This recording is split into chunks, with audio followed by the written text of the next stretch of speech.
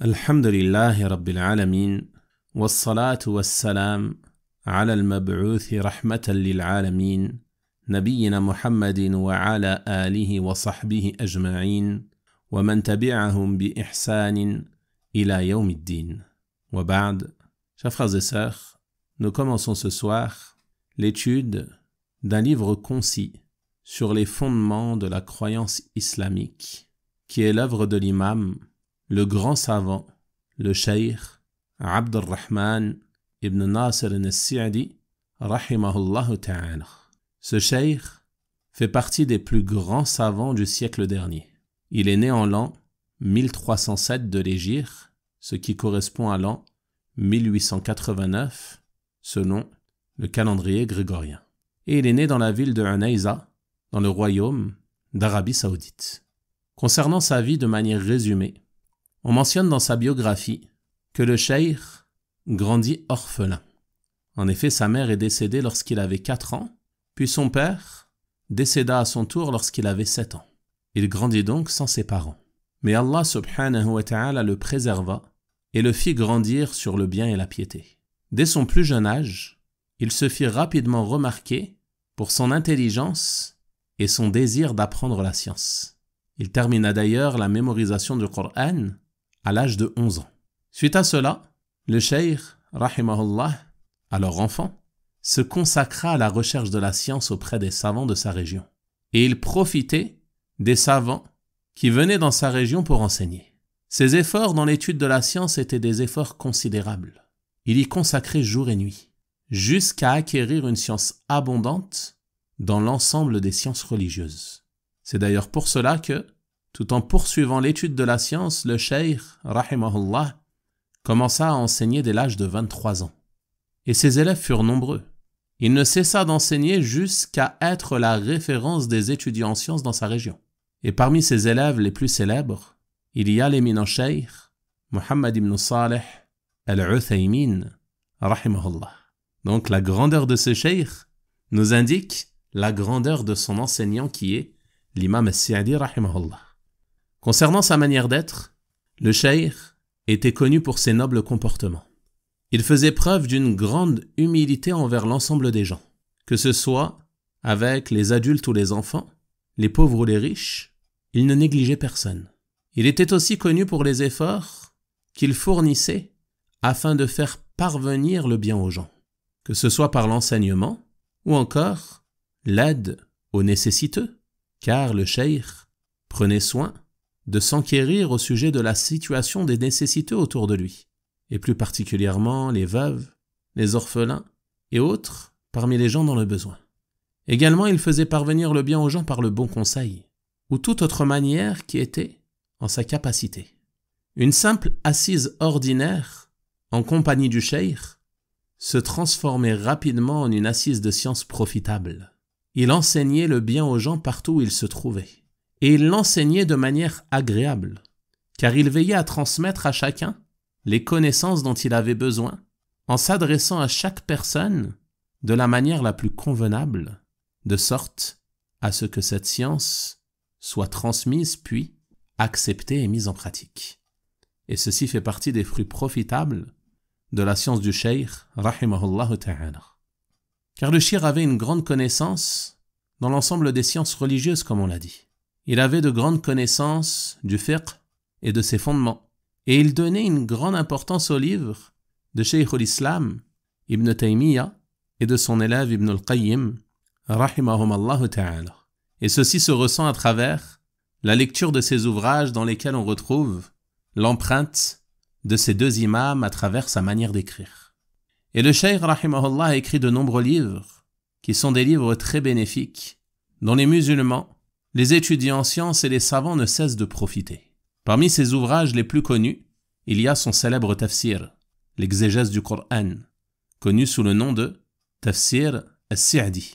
Également, parmi les ouvrages connus du cheikh, dans le domaine de la jurisprudence, il y a son livre La Voie des itinérants, Manhaj al-Salikin, qui ne cesse d'être enseigné par les savants et les étudiants en sciences. Dans le domaine de la croyance, il y a écrit le célèbre livre L'Arbre de la foi et également l'explication de Kitab al-Tawhid, intitulé Al-Qawl al-Sadid, et d'autres nombreux ouvrages et écrits, dont ce livre que nous allons étudier, incha'Allah ta'ala, et qui est intitulé Usul al-Aqa'id ad-Diniyya, les fondements des croyances religieuses. Et on le trouve parfois intitulé Mukhtasar ibn Sa'di fi Usul al-Aqidati wa al-Tawhid, l'abrégé d'Ibn Sa'di sur les fondements de la croyance et du Tawhid. Donc c'est un livre concis, mais qui renferme des bénéfices immenses pour tout musulman. Comme nous allons le voir, le livre est tel que l'auteur l'a décrit. Il est très concis. Il n'y a mentionné que quelques points de manière résumée.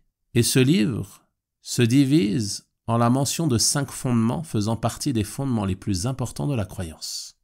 Le premier fondement qu'il a mentionné est le Tawhid, sa définition et ses catégories. Le deuxième est la foi en la prophétie, la foi aux prophètes et aux messagers, et plus particulièrement en notre prophète Muhammad sallallahu alayhi wa sallam. Le troisième fondement qu'il a mentionné est la foi au jour dernier. Le quatrième est la réalité de la foi.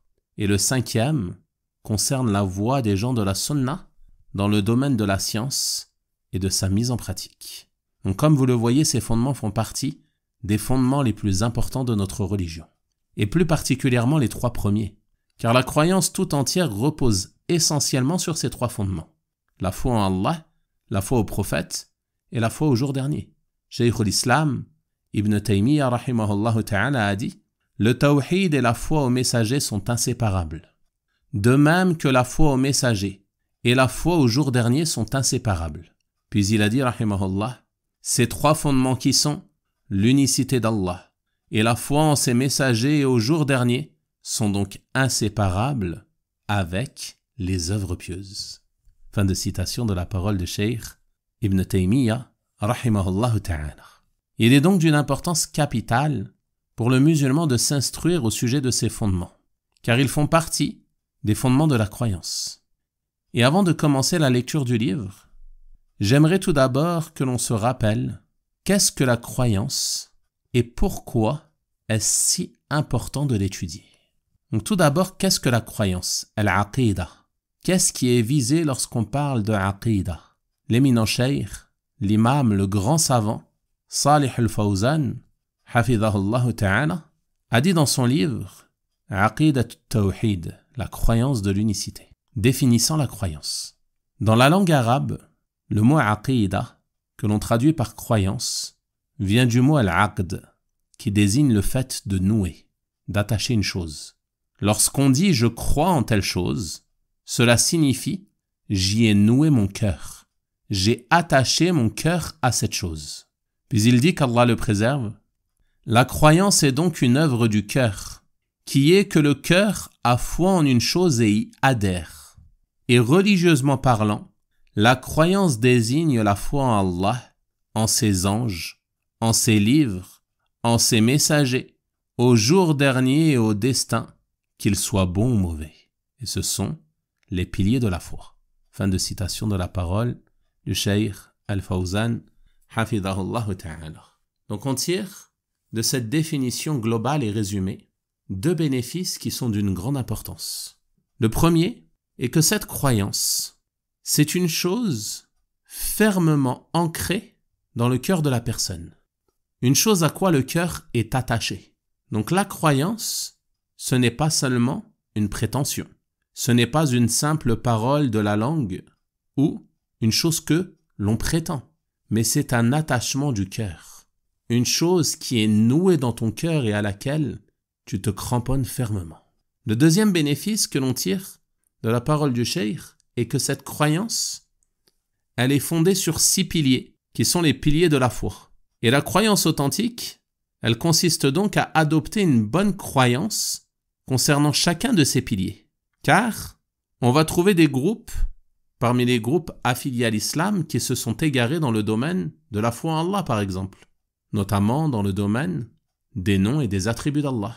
Donc on va voir dans ce livre, incha'Allah ta'ala, des fondements qui vont nous aider à adopter une croyance saine et une croyance correcte concernant les noms et les attributs d'Allah subhanahu wa ta'ala. Également, il y a des gens qui se sont égarés concernant la foi et sa réalité. Et on va voir, à travers cet ouvrage, Inch'Allah ta'ala, qu'est-ce que la foi, en quoi elle consiste. D'autres se sont égarés concernant la foi au jour dernier, en reniant certaines choses qui vont se produire. Et nous allons voir à travers cet ouvrage, Inch'Allah ta'ala, des éléments essentiels nous permettant d'avoir une croyance saine et authentique concernant ces points. Bi'idhnillahi ta'ala.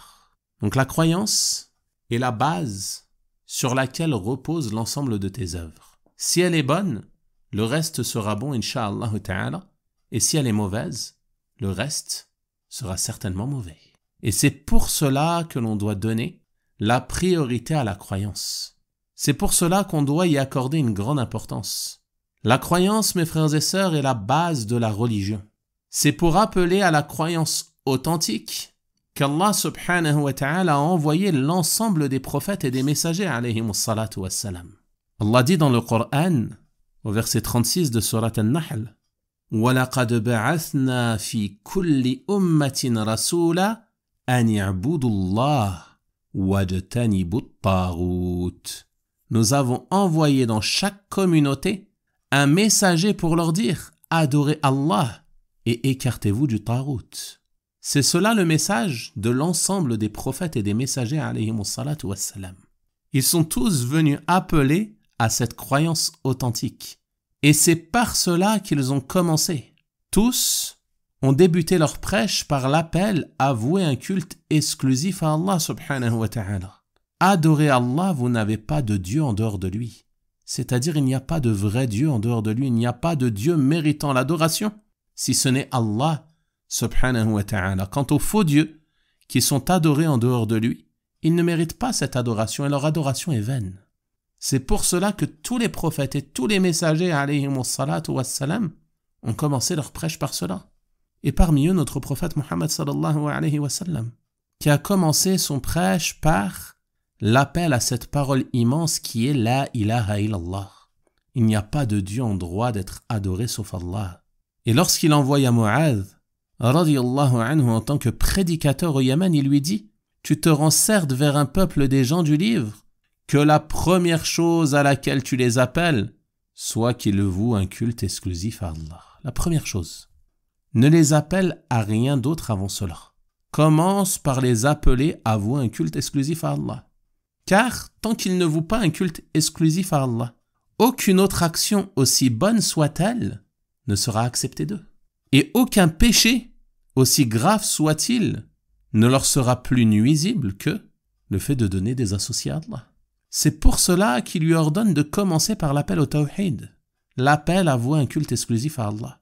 S'ils t'obéissent en cela, alors informe-les qu'Allah a prescrit pour eux 5 prières. Seulement s'ils t'obéissent. S'ils ne t'obéissent pas, nul besoin et nulle utilité de leur ordonner la prière.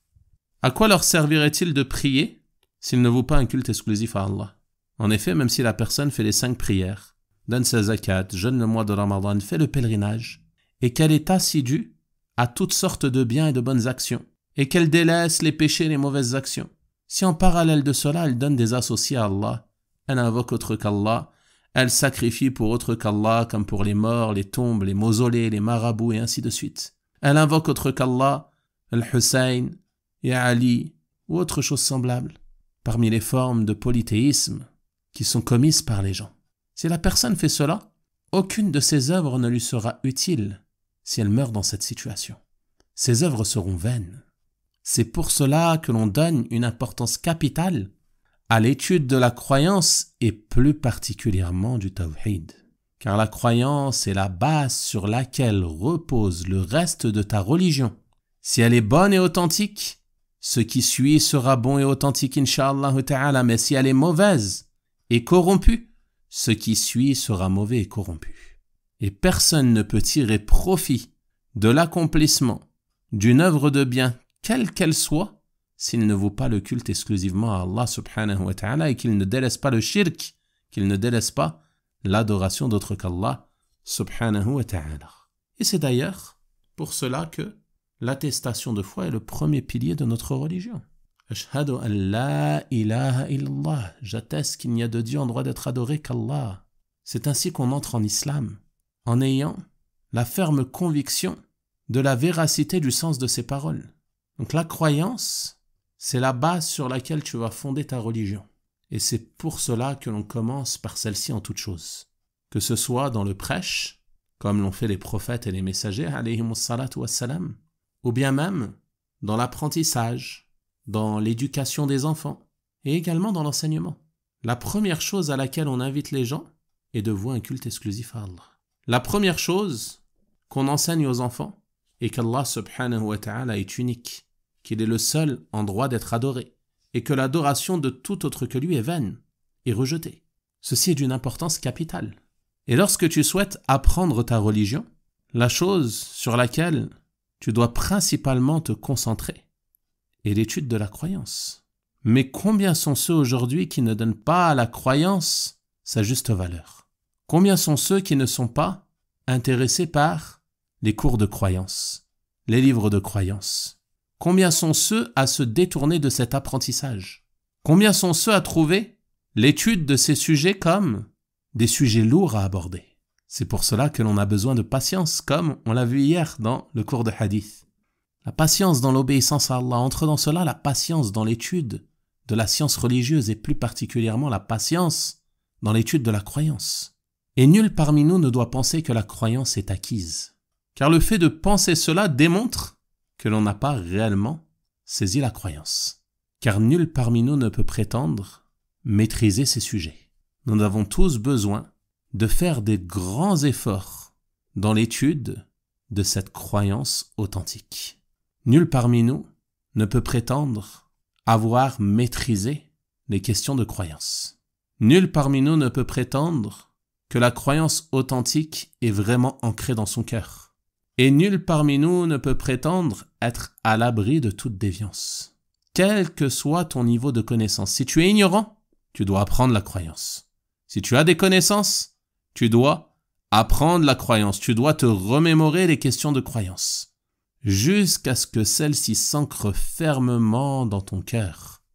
Et tu as besoin de faire des efforts sur cela tout au long de ta vie, afin de rester ferme sur cette croyance jusqu'à la rencontre d'Allah subhanahu wa ta'ala. Et si on observe la situation de la communauté aujourd'hui, on verra que les choses contraires à la croyance authentique sont nombreuses et répandues parmi les gens. Nombre de formes de polythéisme sont pratiquées parmi ceux qui s'affilient à cette religion, que ce soit le sacrifice pour autre qu'Allah, l'invocation d'autre qu'Allah, le culte des tombes et des mausolées, et ainsi de suite. Également, nombre de formes de polythéisme mineur sont répandues même chez les gens qui s'affilient à la croyance authentique. Nombreux sont ceux à commettre du shirk asrar, que ce soit dans les expressions qu'ils emploient, dans le fait qu'ils s'en remettent à certaines causes et ainsi de suite. Donc nous avons tous besoin sans cesse d'apprendre et d'étudier cette croyance de manière constante. Ne te lasse pas de cela. Tu termines un livre, tu en commences un autre, et ainsi de suite. Même si tu dois reprendre l'étude d'un même ouvrage à plusieurs reprises. On rapporte de certains de nos savants qu'ils lisaient, plus particulièrement le livre de l'unicité, de nombreuses fois. Dès qu'ils le terminaient, ils le recommençaient. L'imam Ibn Baz, rahimahullah ta'ala, on rapporte de lui qu'on lui a lu, car il était aveugle, rahimahullah, on lui a lu Fathul Majid, l'explication de Kitab al-Tawhid, plus de 100 fois. Plus de 100 fois. Ainsi que d'autres ouvrages de science. Donc les savants eux-mêmes ont saisi l'importance de cette étude. Et c'est pour cela qu'ils se concentraient sur cela dans l'étude, dans l'enseignement, dans l'apprentissage, dans l'éducation, dans le prêche et ainsi de suite. Car c'est cela la base du succès. Si nous faisions passer la croyance avant toute chose et qu'on donnait à la croyance sa juste valeur, pensez-vous que la situation de la communauté serait telle qu'elle l'est aujourd'hui? Comment le prophète sallallahu alayhi wa sallam et ses compagnons après lui radiyallahu anhum ont atteint ce qu'ils ont atteint, si ce n'est par leur ferme attachement à la croyance authentique et au texte du Coran et de la Sunna. Donc plus on s'attachera à cela, plus notre situation s'améliorera, bi'idhnillahi ta'ala. Et ne soyons pas de ceux qui perdent leur temps à ne parler et se concentrer que sur les sujets d'actualité. Malheureusement, on voit aujourd'hui beaucoup de personnes se présentant comme des prédicateurs ou des étudiants en sciences et qui se mettent en avant dans l'appel à Allah, même parmi ceux qui s'affilient à la sunna, donner une grande importance au fait de commenter chaque sujet d'actualité. Et ceci est une erreur et une tromperie à l'égard des gens qui les suivent. C'est une erreur car nous n'avons pas besoin de nous prononcer sur chaque fait, chaque événement qui se produit à travers le monde. Deuxièmement, il n'est pas attendu de nous que on s'intéresse à la base à ces choses, car, dans le meilleur des cas, ces choses ne relèvent que de la perte de temps. Car ce sont des choses qui ne nous concernent pas. Et le prophète sallallahu alayhi wa sallam a certes dit, il fait partie du bon islam d'une personne qu'elle délaisse ce qui ne la concerne pas. Bien souvent, ces faits d'actualité ne nous concernent pas. Pourquoi aller les commenter? Et c'est une tromperie envers les gens qui les suivent, car, en agissant ainsi, ils les poussent à s'intéresser à ces choses-là. Et combien de gens ont connaissance de certains faits d'actualité qu'en suivant ces pseudo-prédicateurs qui sont très actifs à travers les réseaux sociaux.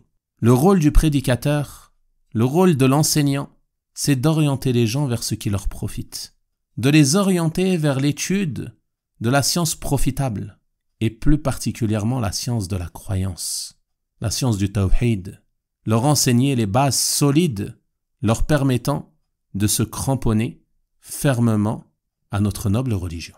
Et non pas de leur faire perdre du temps à lire et commenter tout ce qui est diffusé concernant les sujets d'actualité. Et malheureusement, nombre de ces personnes agissent de cette manière car ils savent que c'est cela qui est demandé par les gens et qui est suivi. Mais celui qui est sincère pour Allah subhanahu wa ta'ala et qui recherche à être utile à sa communauté, il ne va pas se concentrer sur ce qui est aimé par les gens, mais il va se concentrer et propager parmi les gens ce qui leur est utile et ce dont ils ont besoin parmi les fondements de cette religion. Ceci était donc une parenthèse à titre d'introduction à cette série de cours sur les fondements de la croyance islamique et nous commencerons la lecture du livre de l'imam As-Sa'di rahimahullah ta'ala dans le cours de demain, insha'Allah ta'ala. Wa sallallahu wa sallama wa baraka ala nabiyyina Muhammad wa ala alihi wa sahabatihi ajma'in walhamdulillahi rabbil alamin.